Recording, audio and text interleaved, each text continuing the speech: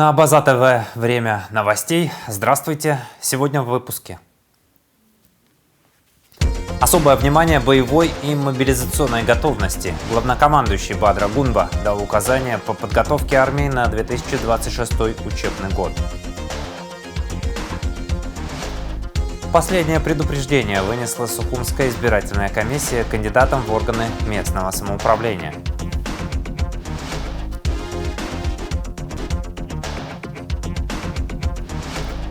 Свое 80-летие отмечает Людмила Будяк, советский и абхазский живописец, скульптор, керамист и мозаист. Смотрите специальное интервью нашей программы.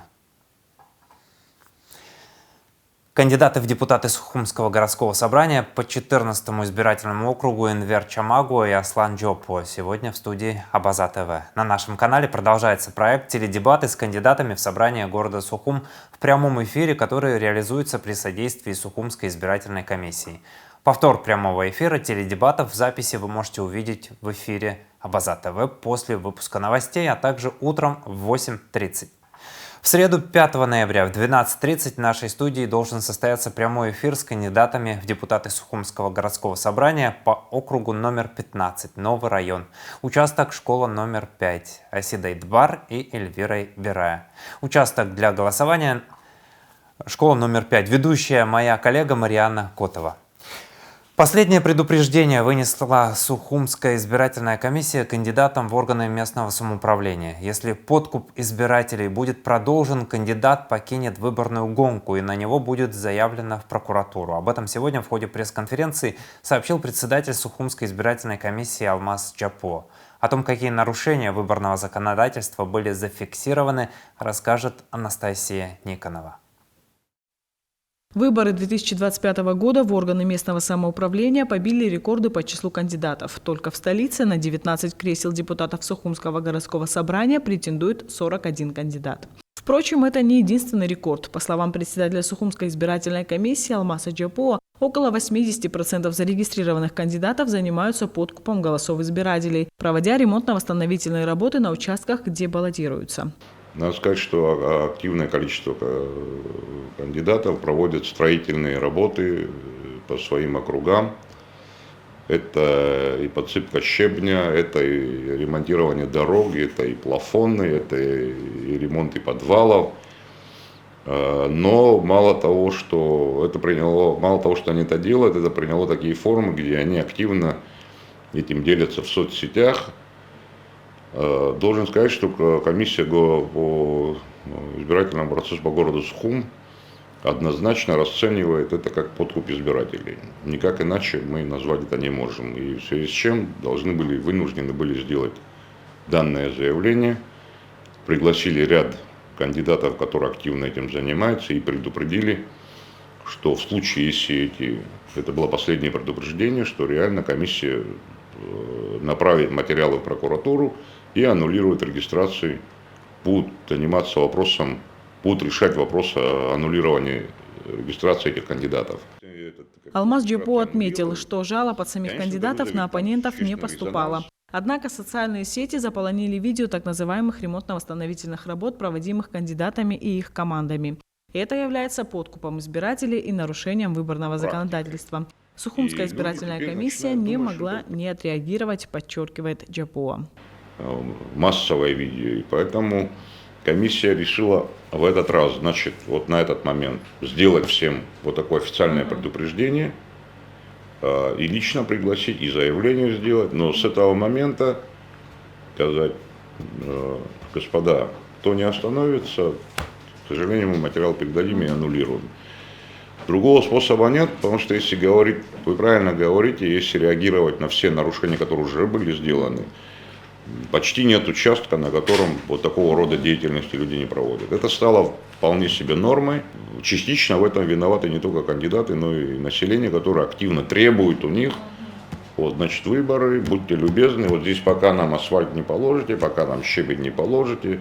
Кроме того, средства массовой информации в обязательном порядке должны получить аккредитацию в ЦИК для того, чтобы беспрепятственно работать на избирательных участках в день голосования, отметил Джопо. Что остается несколько дней до выборов и начинается аккредитация СМИ. Я бы хотел, чтобы выборы были освещены достаточно хорошо. В этой связи просим всех, дабы в последний момент мы не бегали за аккредитацией, я передам нужные документы всем СМИ, просим все СМИ аккредитоваться в Сухумской избирательной комиссии. Что касается иностранных СМИ, там форма аккредитации немножко другая, они проводят аккредитацию через Министерство иностранных дел, но тоже просил бы всех начать процедуру аккредитации, чтобы ко дню голосования все СМИ были аккредитованы и свободно могли попадать на любой участок для подготовки материалов. Председатель Сухумской избирательной комиссии Алмаз Джопо призвал граждан прийти на выборы и проголосовать честно. А тех, кто станет депутатами местного самоуправления, будет известно совсем скоро, в день голосования, 8 ноября. Анастасия Никонова, Владимир Капуза, Абаза ТВ.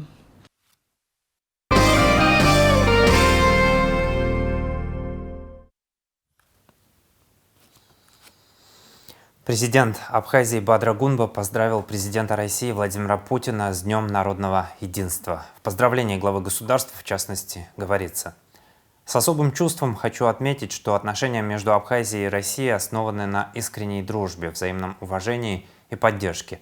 Мы высоко ценим стратегическое партнерство с Россией, ее всестороннюю помощь и внимание к нашей республике.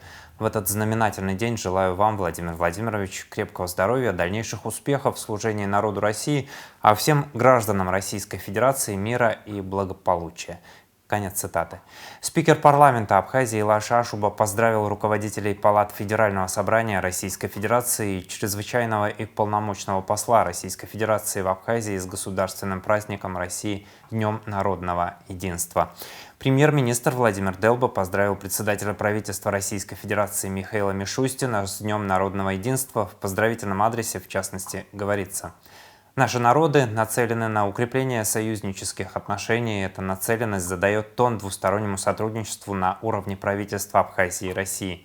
Уверены, что при вашей поддержке абхазо-российское стратегическое партнерство будет наращиваться. Со своей стороны вновь подтверждаем готовность к активному взаимодействию по всем вопросам, представляющим взаимный интерес. Искренне желаю вам крепкого здоровья и успехов в ответственной деятельности на благо народа российского государства. Видим в этом залог нашего общего успеха». Конец цитаты. Министр иностранных дел Республики Абхазия Олег Барцец направил поздравительную ноту министру иностранных дел Российской Федерации Сергею Лаврову по случаю национального праздника Дня народного единства. В ней, в частности, отмечается: Республика Абхазия высоко ценит стратегическое союзничество и братские отношения с Российской Федерацией. Мы твердо убеждены, что наше двустороннее сотрудничество, основанное на общей исторической памяти, взаимном доверии и приверженности принципам справедливости и традиционных ценностей, является ключевым фактором в укреплении двустороннего взаимодействия. Торжественный прием в честь Дня народного единства прошел в посольстве России в Абхазии. Президент Бадра Гунба поздравил всех с Днем народного единства. Он подчеркнул, что Абхазия высоко ценит союзнические отношения с Россией. Друзья, мы очень рады встрече с вами сегодня здесь в посольстве в День народного единства. Мы исходим из того, что это праздник общий для нас, поскольку большинство жителей Абхазии являются также и гражданами России. Этот праздник исторически возник как процесс единения, исторического единения российского народа. Но сейчас наши страны, строящие отношения на принципах союзничества и стратегического партнерства, доказывают, что между нами сложились самые тесные, самые дружеские связи. Подтверждение тому позиция Абхазии в отношении Донецкой Народной Республики, Луганской Народной Республики, Херсонской области, Запорожской области. Абхазия признала вхождение этих республик и областей в состав Российской Федерации. Более того, мы отвечаем, что большое количество добровольцев из Абхазии сражаются в рамках специальной военной операции. Мы, к большому нашему сожалению, отмечаем, что многие из них уже погибли. Желаем всем вам в этот день счастья, здоровья, благополучия всяческих успехов. Благодарю за внимание. Михаил Александрович, дорогие друзья, россияне, коллеги, позвольте поздравить от имени народа Абхазии, от руководства Абхазии с Днем национального единства России. Этот день занимает особое место в истории России. Фундаментом этого является любовь к родине, отношение к своей стране, самоотверженность и ответственность перед своим государством. Именно это позволило сделать Россию великой державой. Несмотря на все сложности, в разные времена, в разные столетия, Россия сохранилась. Россия является важным государством сохранения мира и стабильности на всем земном шаре. Мы ценим наши союзнические отношения. Народ Абхазии всегда искренне, с благодарностью относится к россиянам, к великой России, понимая, что теплота взаимоотношений, союзничество, они строились веками, и народ Абхазии всегда будет последователен в своем отношении к россиянам. Дорогие россияне, позвольте еще раз поздравить вас с Днем национального единства, пожелать вам мира, благополучия, дальнейшего единства. Главнокомандующий Вооруженных сил Абхазии Бадра Гунба дал указания по подготовке армии на 2026 учебный год. Особое внимание уделено боевой и мобилизационной готовности, совершенствованию управления и взаимодействия между вооруженными силами, силовыми структурами и органами госуправления. В течение года запланированы совместные командно-штабные учения, тренировки по территориальной обороне и мероприятия по мобилизационной подготовке. Главная цель боевой подготовки – повышение уровня боевой выучки войск и готовности к современным условиям ведения боевых действий, включая использование высокоточного оружия и беспилотников. Товарищи офицеры, мы завершили в Вооруженных силах Абхазии учебный год проведением двусторонних оперативно-тактических учений. Учения такого уровня мы провели впервые за многие годы. Все участники от органов государственного управления и до командования на всех уровнях, всех структур в области обороны и безопасности государства получили хорошую практику в выполнении задач обеспечения военной безопасности страны. И это самое главное. Достигнут высокий уровень межведомственного взаимодействия в кризисных условиях развития военно-политической и стратегической обстановки в регионе. Значительно повышен уровень полевой выучки воинских частей, постоянной готовности и резервных формирований воздушной выучки летного состава. В ходе учений умело действовали совместные общевойсковые тактические и артиллерийские группы нашей армии и вооруженных сил Российской Федерации. Они показали возросший уровень совместной тактической, тактико-специальной и огневой подготовки. Такой подход в подготовке наших военнослужащих совместно с военнослужащими Вооруженных сил Российской Федерации только обогащает профессиональные знания и навыки, практический опыт решения задач коллективной обороны. Оборона страны – задача не только вооруженных сил.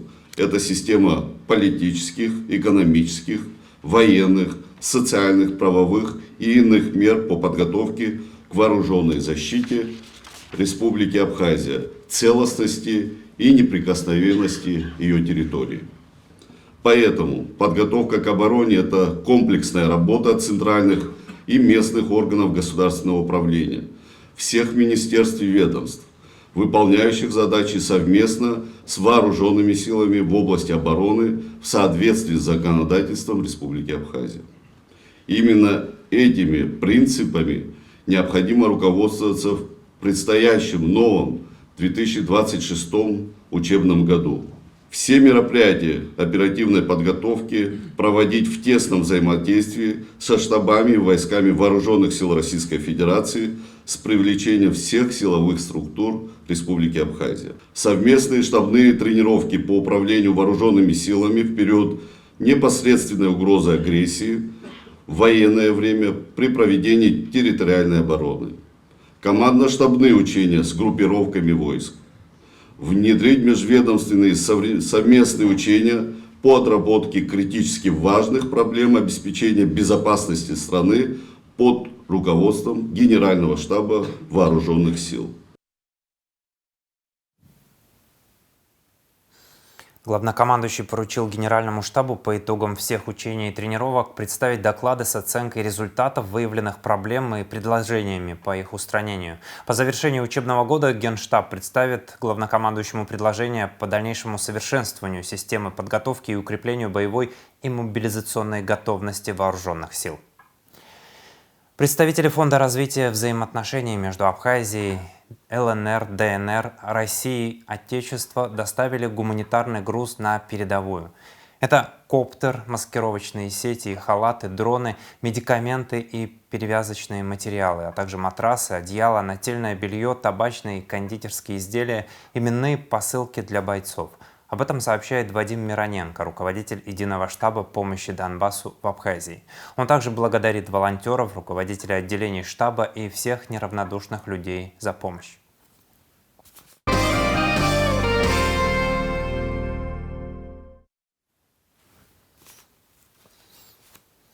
Информация правоохранителей. Уголовное дело возбуждено в отношении сухумчанина Баграта Бармашава. Он совершил аварию ночью 1 ноября. 28-летний Бармашава выехал с улицы Агумава на улицу Ардзенба, предназначенную для одностороннего движения, и ехал против движения со скоростью не менее 110 км в час. Он находился в состоянии опьянения, сообщают в МВД. Мерседес Баграта Бармашава столкнулся с Хёндаем на перекрестке Ардзенба и Джонова. Водитель другой машины, 26-летняя Лиана Ачба, была госпитализирована. Сообщалось, что ее вывезли за пределы Абхазии. Бармашава также доставили в республиканскую больницу, откуда он уехал в неизвестном направлении. Ведутся мероприятия по установлению его местонахождения и задержания. Под председательством вице-премьера Джансуха Нанба состоялось заседание Государственной комиссии по увековечиванию литературного и научного наследия Баграта Шинкуба, которая была создана 31 октября указом президента Абхазии Бадры Гунба. На заседании обсудили вопросы, связанные с увековечением богатого литературного и научного наследия выдающегося абхазского писателя, народного поэта Абхазии, члена Союза писателей Абхазии, СССР и России, действительного члена Академии наук Абхазии, лауреата Государственной премии имени Гулия, кавалера ордена Ахзапша первой степени Баграта Васильевича Шинкуба. Членом комиссии было зачитано завещание, которое Шинкуба составил еще в 1977 году и определил, кто может работать с письмами, дневниками и документами после его смерти. В 2027 году будет отмечаться 110-летие со дня рождения народного поэта Баграта Шинкуба. Памятный колокол установили на колокольне храма в селе Пакващ. 4 ноября, в день празднования Казанской иконы Божьей Матери, в Пакваще Чемчирского района состоялось поднятие колокола на колокольню храма Святого Георгия Победоносца. Вес колокола 110 килограммов. Он был отлит на Воронежском колокольном заводе в память павших и пропавших без вести в Отечественной войне народа Абхазии и жертв Ладской трагедии 14 декабря 1992.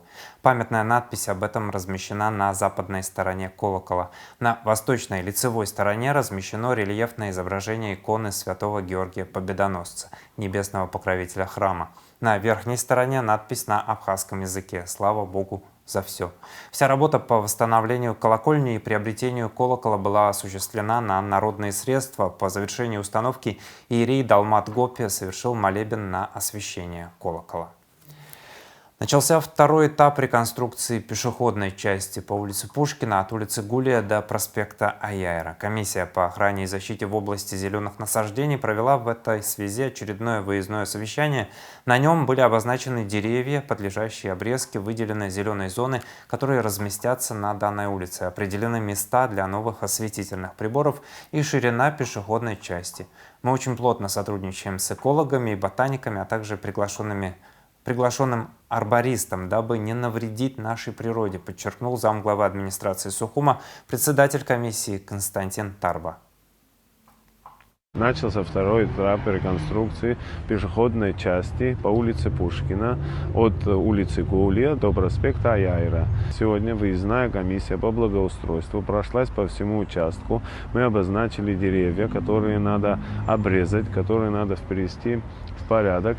Выделили зеленые зоны, которые будут на данной улице.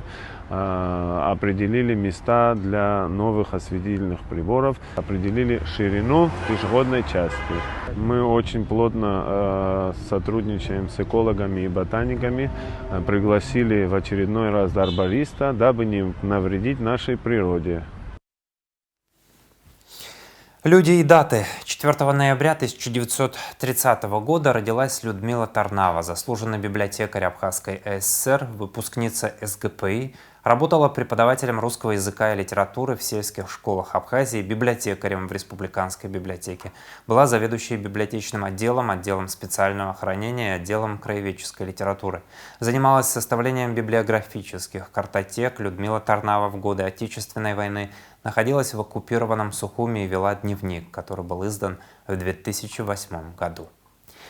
4 ноября свое 80-летие отмечает Людмила Будяк, советский и абхазский живописец, скульптор, керамист и мозаист, член Союза художников Абхазии и России. Ее работы хранятся в Национальной картинной галерее, в Литературно-мемориальном музее Гулия, в Государственной картинной галерее Грузии и в частных коллекциях ряда зарубежных стран, например, в Италии, США, Греции, Венгрии, Турции. Накануне юбилейной даты с художницей пообщались наши корреспонденты. Я как бы сама не ощущаю этого возраста, понимаете? Потому что я родилась на юге, здесь родилась и живу, и работаю, и очень много творческой работы было. А люди вообще творческие, они всегда моложе выглядят, знаете, и чувствуют себя лучше. Поэты, композиторы, художники. То есть вы считаете, что ваш секрет долголетия в творчестве? Физической нагрузки керамика – это физическая большая нагрузка. Я брала направление от Союза художников в Конаково, это Калининская область, там завод, большой, громадный керамический завод, фаянсовый называется.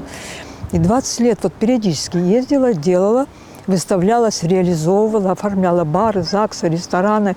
Ну, до войны было шикарно, конечно. В то время было, знаете, свобода, доступ был, понимаете?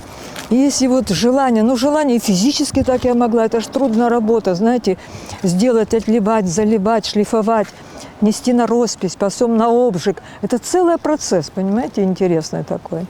И часть работ закуплена в Тбилисской картинной галерее, в Италии 4 работы, в Генуе, в Турции, в нашей картинной галерее. Но, к сожалению, тогда сгорела же картинная галерея.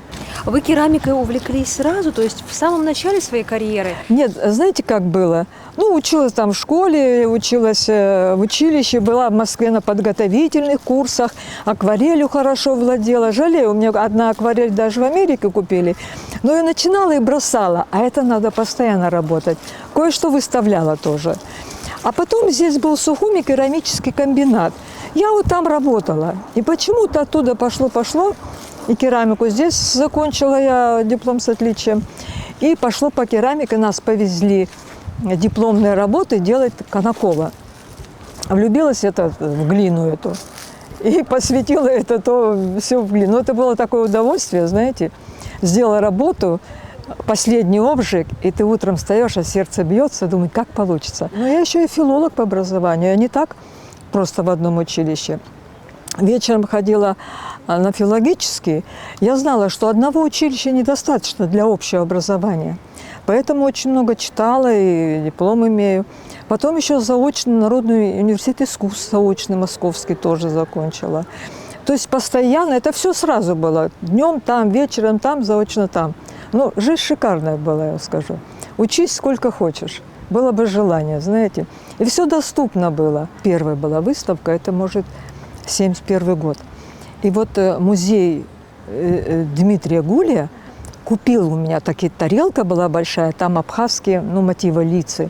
И вот с первой выставки у меня продалась работа, она где-то в музее находится. И так постепенно у меня очень хорошо работы Особенно в салоне тогда. У меня и кофейные сервизы, и всякие разные интересные вещи. А что вот благодаря искусству, может, вы где-то побывали в интересных местах, может быть, перед вами открылись какие-то возможности благодаря тому, что вы занимаетесь искусством? Ну, вообще я любитель путешествовать была, с самого вот после школы. Я люблю большие города. Маленькие они немножечко так для отдыха, как-то для любви, а для творчества нужно огонь, чтобы в душе был. Полное интервью с Людмилой Будяк смотрите в нашем вечернем эфире.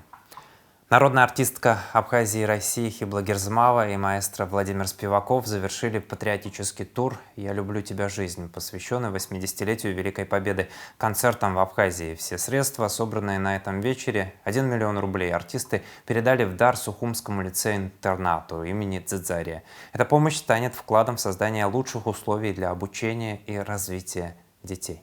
У нас сегодня завершается наша большая часть тура, посвященная 80-летию Победы.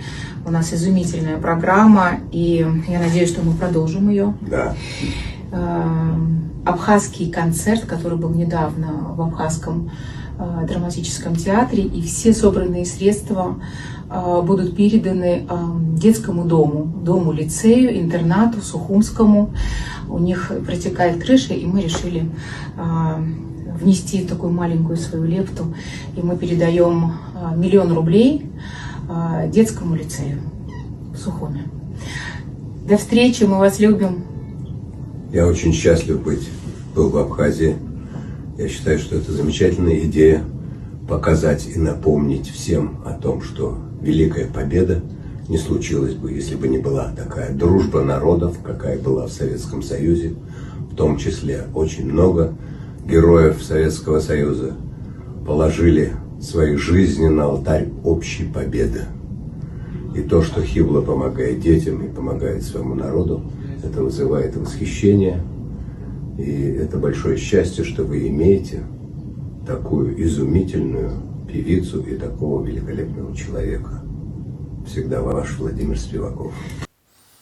Гастроли Государственного академического театра имени Евгения Вахтангова состоятся в Сухуме с 6 по 9 ноября. На сцене Государственного русского театра драмы имени Искандера легендарный российский театр покажет свои лучшие спектакли с участием корифеев, народных артистов России Евгения Князева, Юлии Рутберг, Андрея Ильина и молодых звезд театра Павла Попова, Эльдара Трамова, Владимира Логвинова, Юрия Поляка и других прекрасных артистов.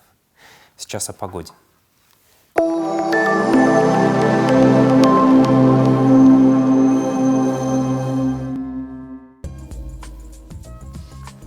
В среду 5 ноября в Абхазии ожидается переменная облачность без осадков, атмосферное давление повышенное, ветер слабый и умеренный. Температура воздуха ночью от 6 до 11, днем от 18 до 23 градусов. Температура морской воды 17 градусов, волнение морской воды умеренное и слабое, относительная влажность воздуха от 60 до 80%.